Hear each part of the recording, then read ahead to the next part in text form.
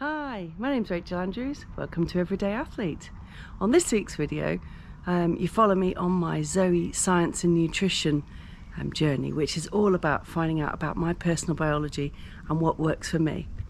This time, I'm taking you through the 3-day testing period, followed by the challenge stage, and the time I spend using the blood sugar sensor. So I'm on the first day of the 3 days of testing, which is where I'm needing to journal absolutely everything that I eat and drink into the app.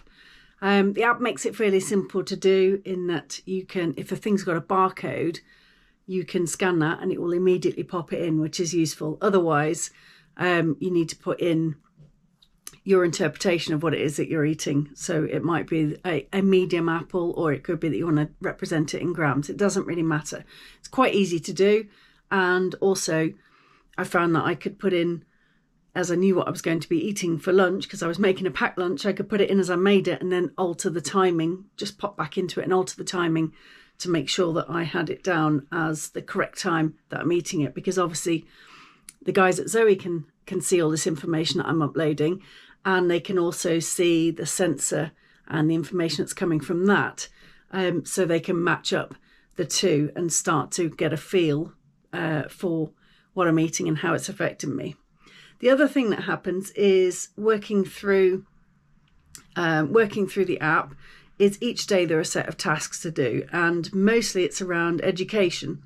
So today I found out about getting the most out of the sensor, an introduction to the challenges that I can take part in, some of which you need to do to really get the best of the experience, and others are optional that you can take part in, which also help to advance science. So aside from helping get a more personalised set of data for myself, it will also help build the body of evidence within the ZOE project, which is really exciting. And then a little bit more about me. So it went on about how I feel about different challenges, how I take them on. I guess so it will help to further personalise it. But so far I'm finding it a really pretty easy app to do. I'm finding just doing little tiny bite-sized chunks of learning at a time is easier for me to take the information on than to try and sit down and do the whole lot, because then I just feel like I'm trying to plough through. But really there's just a minute or two at a time. And I've probably spent maybe a total of 10 minutes on it all day. So it's been quite good at coffee breaks or lunch break, just to pop in and do a little bit. So interesting. And I'm starting to hear from other people that are also have started on the journey or are thinking about it. So I guess next couple of days, a bit more journaling. Next time you hear from me, it will be because something interesting is going on, or I've discovered something and I've had a light bulb moment.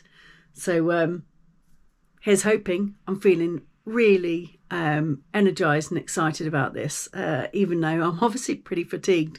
I think there could be some light at the end of the tunnel with this, with the ZOE Nutrition. So I'm off to bed, and then I'll start the login again tomorrow. Good night. One thing I'm enjoying about doing the ZOE challenge is the challenge stage, where you get to pick some combinations and see how they affect your blood sugar. This morning, I'm having sponge pudding and custard for breakfast.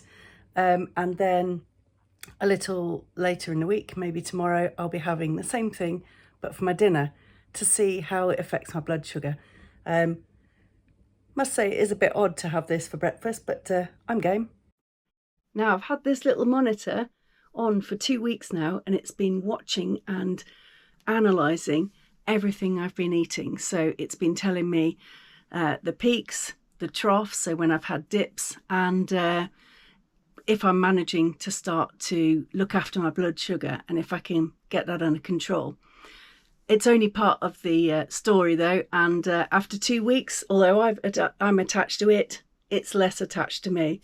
So it's time for that to come off, because the app is no longer working. It stops after 2 weeks, and all of the information that's happened is transferred into the ZOE app anyway, for them to, for the ZOE nutritionists to kind of get to the bottom of what's going on with my biology. That, plus you remember the poo test and the blood drip test, which is doing blood fat, all of that will knit together to give me some exciting information to find out about my biology and how I can eat for a healthier me. So I think I've only got a few days to wait, but in the interim, I'm learning bits and bobs from the app, doing kind of maybe 2 or 3 minutes worth of learning each day, finding out more and more about how to control my blood sugar. And I think the next lot I'm going to be looking at is my gut microbiome. So it's really exciting and really interesting, and I'm feeling very positive about it at the moment. Okay then, time to take it off. Hope it doesn't hurt. Oh, peel around the bits. I kind of thought it was going to come off with the sticker. Now it's going to make me cringe. Is it a pull out? Blimey.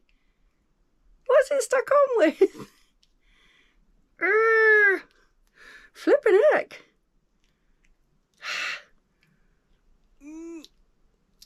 Oh. Ouch. Okay. There's what we've got. A little tiny, I don't know if you can see that even, a really thin little needle. Not sure how visible that is. So that's been stuck into my arm in there for 2 weeks. Gonna go and give it a rub now.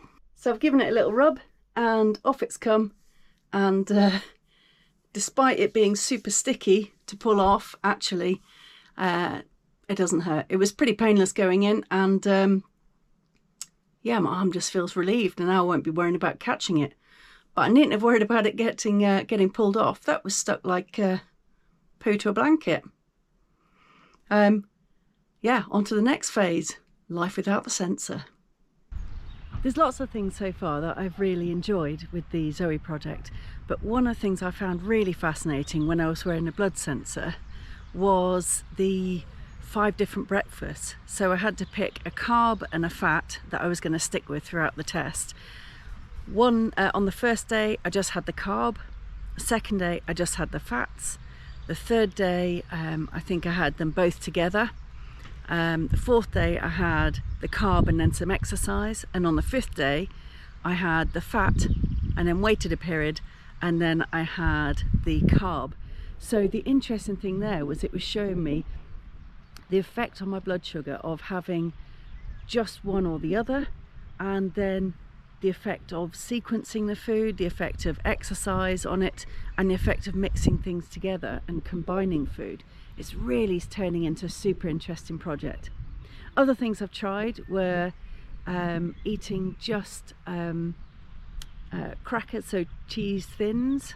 So I ate just those for a snack one day, and then the next day I had the same thing again, the same amount, but with cheese, and it made a really interesting difference. So it totally flattened it out. So everything I know about nutrition and diet is out the window pretty much. The things I thought were good for me, or that I thought, you know, if you're going to have you know, some crackers, then adding cheese to it, I can't believe that made it go down better. But what a result. So waiting on the results now coming through, and I'm really excited to step forward, because this is revealing stuff I just had no idea about.